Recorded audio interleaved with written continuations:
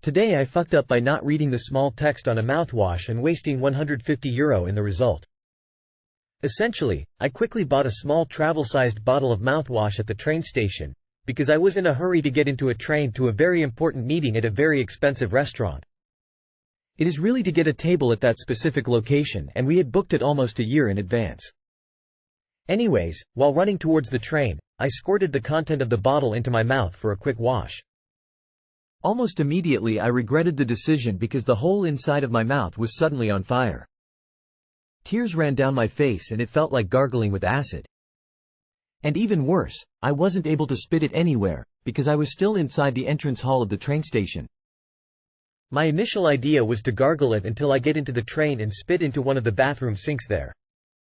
Now I had to find a trash can and basically vomit into that thing. Nice man in a nice suit pukes into a trash can of a nice train station. Nice. I thought that was it and even caught my train in time. During the ride I pulled out the bottle and read, "Mouthwash concentrate.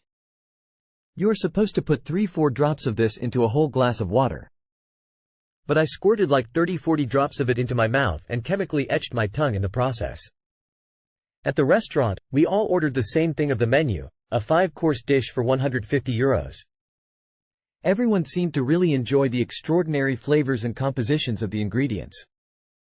I wasn't able to taste anything at all, except for the texture.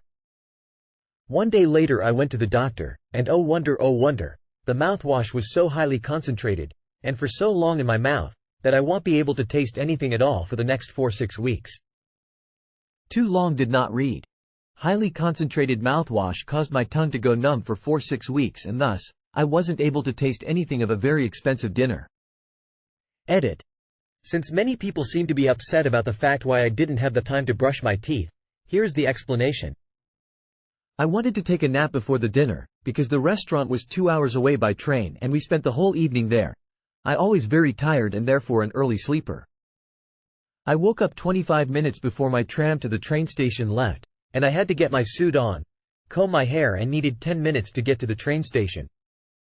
After getting out of the train I had 10 minutes to get to the train. Since I always have bad breath after sleeping, I absolutely needed the mouthwash before speaking a whole night with other people at close distance. I've never heard of concentrated mouthwash, but I can't imagine the burn. Using mouthwash before a dinner is idiotic even if you don't chemically burn yourself. Till concentrated mouthwash exists. Though holy crap dude. 4-6 weeks? Good luck. Sounds awful. Keep a small travel toothpaste and toothbrush in your work bag, along with meds, antibacterial wipes, deodorant and anything else you might need. Glad it was just loss of taste, but boo to not tasting the food. Geez, you guys are judgmental as all hell. People make mistakes. This is literally TIFU. Well, at least you could eat any cheap food because you will not taste it for the next weeks. Today I fucked up for going out with a guy who wants my sister more than me. And telling her about it. So technically this happened over the weekend. It just sort of settled in this Monday evening, but here's the details. I, F21, went out with a guy, M24, who had friended me on Facebook like a couple weeks ago. We had gone to school together, which made it easier to catch up and get to know each other better. I liked him a lot, and besides I've never had a boyfriend before, so this gave me some hope. He had asked me out on a date, maybe go have dinner and a movie, and yeah, I was down. We made plans to meet up on Saturday and watch a movie and grab a bite. It was supposed to be chill, and overall sounded like a good time. Saturday night came and it went well, until it didn't. We saw the movie and ended up getting a sweet treat afterwards, so there we were chatting outside of a crumble cookie store. Somewhere in the conversation I noticed a bit of a pattern in how he spoke that day. I don't know what made me catch on, but this guy kept mentioning my older sister every so often. Mind you guys, he and my sister were in the same year, so I just assumed nothing. I mean, at first it seemed like nothing, you know? It got pretty annoying to be the one to change the topic whenever he spoke of my older sister, and I think he could tell. He had apologized for it and I forgave him and suggested that maybe he can reach out to an old friend. Surprisingly he had refused, but whatever, it didn't mean anything to me. What did though was the fact that his whole attitude changed after the apology. Like he wanted to rush this all of a sudden. I don't know, I feel things very heavily and I knew for a fact that he wanted to wrap it up then and there. With that, he walked me back to my car that was in the parking area and tried to kiss me. I wouldn't have minded if it weren't for the fact that I literally haven't kissed anyone since I was in junior high. So of course I had to make that not happen, and he apologized once again. I ended up going home, and called my older sister. I wanted to ask about him, since it bothered me that he acted like that once I started getting suspicious about him trying to talk about my older sister. At the time, I was glad I made that call. I mean, dude, they had a whole thing going on last summer. It ended pretty badly, since I guess she left him for her current boyfriend, so she blocked him on everything. That's why he didn't want to reach out when I had suggested it. It settled in me that I had gone on my very first date with a guy who had been with my sister and was most likely using me to get close to her. I felt like a loser, and I still do.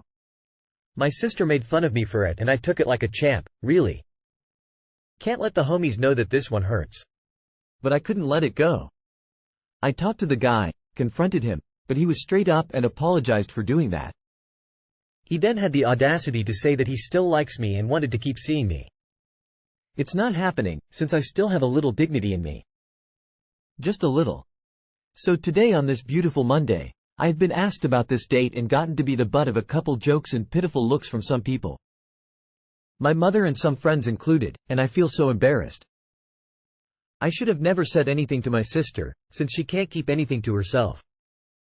I know it was funny for her, but it's just so humiliating for me. I need a hug and probably a hole to crawl in. I hope I can look back at this and laugh with them too someday. Too long did not read. I went out with a guy who was so painfully obviously was using me to get close to my sister. I was skeptical about the possibility until I asked around only to be laughed at and humiliated since Saturday. Everyone knows that this was my real first date with anyone, and probably my last, so this outcome isn't nice. I wish I kept this to myself. I also hope a piano falls on this guy because what the hell.